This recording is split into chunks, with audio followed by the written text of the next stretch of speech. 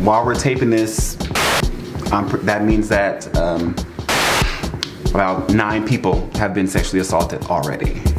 Hey guys, welcome to another episode of Queer Millennials, The Key. I'm Prince Derek Dahl. And I'm James. And I'm Henry. And today we're going to be talking about rape culture. Don't go anywhere.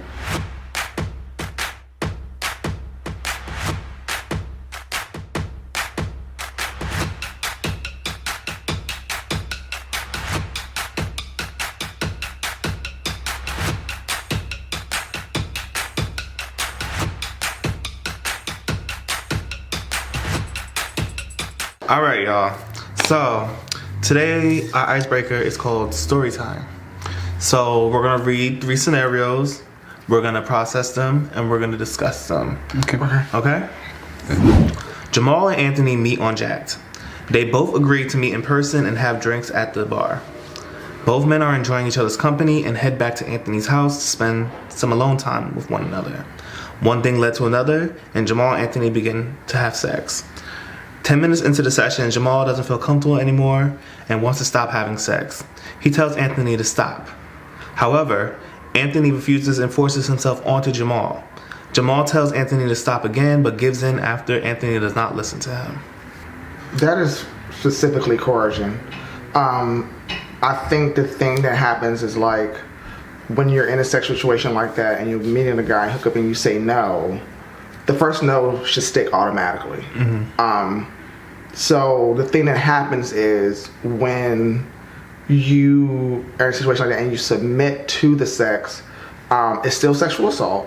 It's not exactly rape, but it's definitely coercion to sex.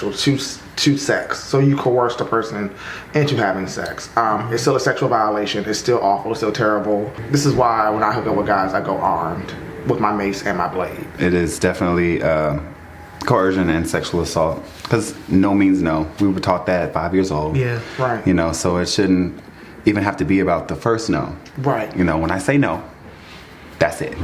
All right, Wayne and Vince have planned to hook up. Both men have interest in rape play, including rope tying, handcuffs, aggressive choking, and role play.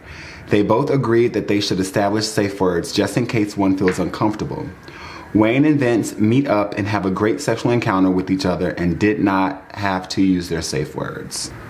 Okay. It's consent. Well, it's consent. Consensual. It's consensual. So they both had a conversation around what they wanted. They both kept their agreements. Expectations were fulfilled. No one used the safe words. While rape play is a whole nother conversation, we'll save that for later.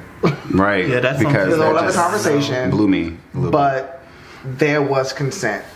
Rape play is basically the essence of sexual assault, the energy of it, the firm grip of the violence in that moment and feeling like you get the full surrender without the PTSD.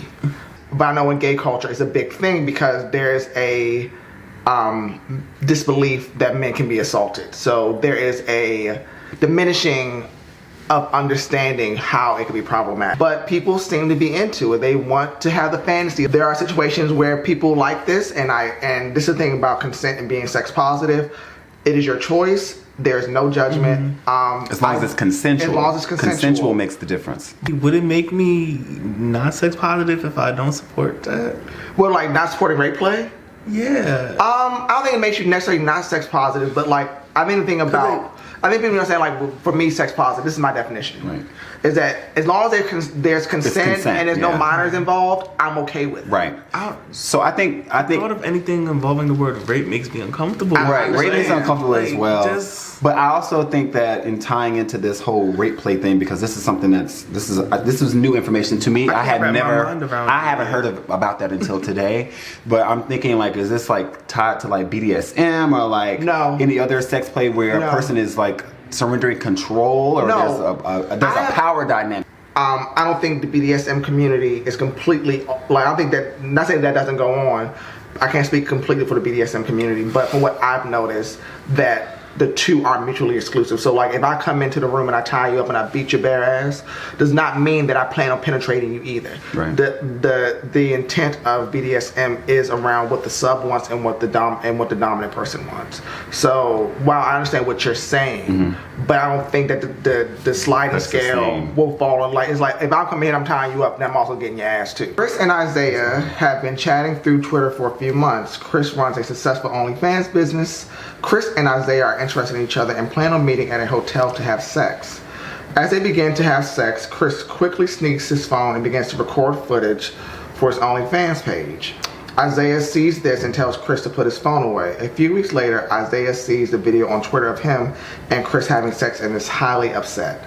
I hear a lawsuit. I know somebody that went through that in Jersey. Oh, I don't know if this has to do with rape, but this is definitely an invasion of privacy. It's a violation. Yeah. It could be seen as revenge porn if it's framed correctly. So that's non-consensual publication. Yeah. But the sex itself isn't non-consensual. Right. Those, like, when you're recording me without consent, it's like, where in your mind do you think this is okay? Like,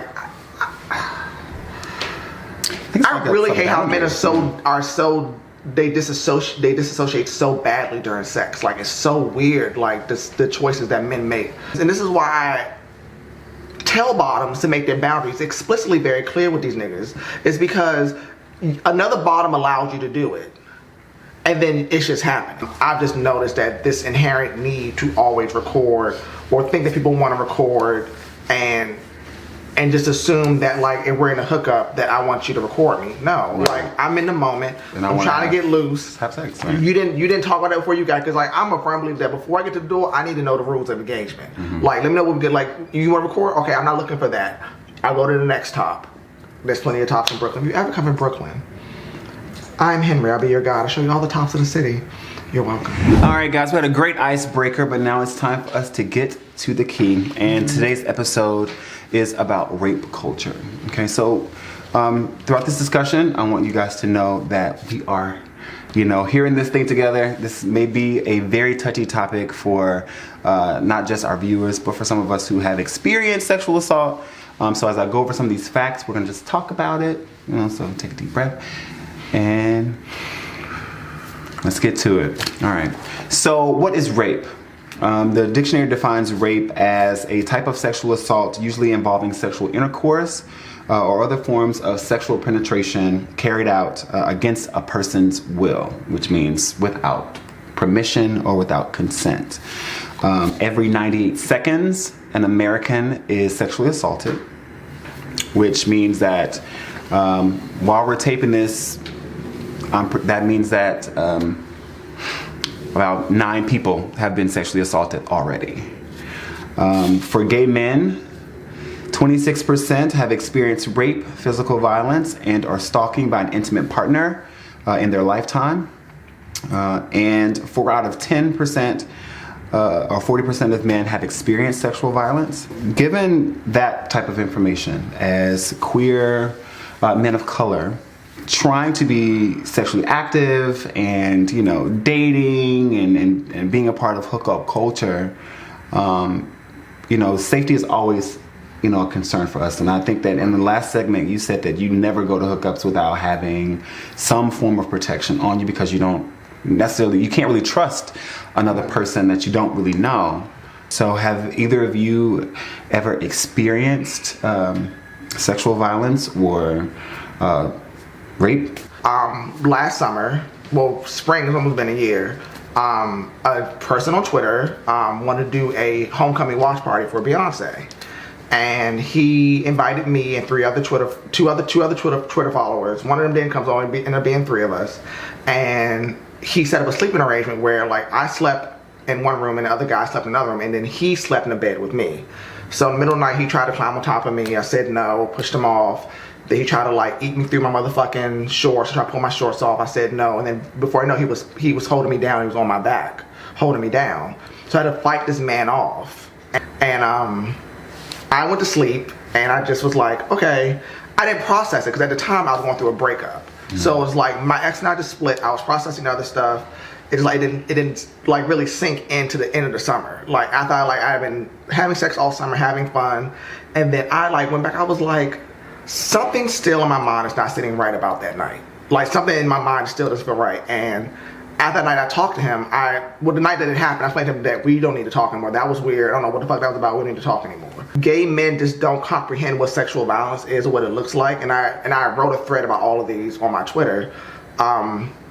That sexual assault is not violent all the time. It's not someone like bruising you and like harming you. It can be someone just like lightly kissing you in the middle of the neck, on your neck in the middle of the night, and climbing on top of you and just doing what they want to do. When you realize that this is something that happens to so many people within our community, and it's not just, you know, you're not by yourself. I think that's what that moment was for me, is because we're, as far as, you know, gay or bisexual men, because we're men first, you know, and like you said, we're taught that we can't be sexually violated because we're always dominant, right? Right. And, you know, there are moments where that power is taken away from us, and we are left feeling like, you know, what am I supposed to do in this situation? Am I supposed to just eat this? And my connection with that is I was running for office at the time. It was election week. I allowed someone into my room who came under the condition of helping me wrap fucking Snickers. Like, just putting my sticker on some Snickers. That was the goal, you know. But I had been up at that time, maybe like 48 hours straight. Like, just, you know, being up doing schoolwork and then trying to balance all this stuff and doing a lot of things on my own. So I allowed them to do what they were doing. I was like, I'm gonna take a nap. And there was a moment in my dream where I started hearing like this really like long signal like thing, like when a TV like cuts on. I feel like I woke up deaf, because I woke up to like a pool of blood in my bed, and this person sitting on my bed looking like shocked.